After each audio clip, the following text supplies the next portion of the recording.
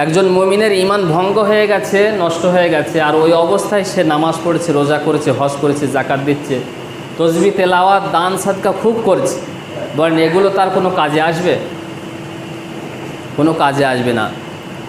একটা ভান্ডারে অনেক টাকা পয়সা জমা করছে, কিন্তু ওই ভান্ডারের তলাপ নেই, ফাঁকা, বলেন ওই ভান্ডারে কি টাকা পয়সা থাকবে? না, সব ওই ফাঁকা দিয়ে চলে যাবে।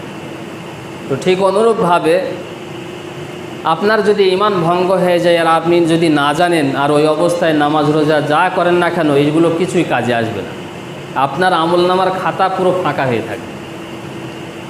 এই জন্য আজ বর্তমান জামানায় প্রত্যেকটা মুমিনের জন্য জানাটা অত্যন্ত জরুরি যে ঈমান কিসে আসে, কিসে যায়, ঈমান কোন কারণে ভঙ্গ হয়, কিসের মাধ্যমে ঈমান চলে যায়, এগুলো জানা প্রত্যেকটা মুমিনের জন্য অত্যন্ত জরুরি।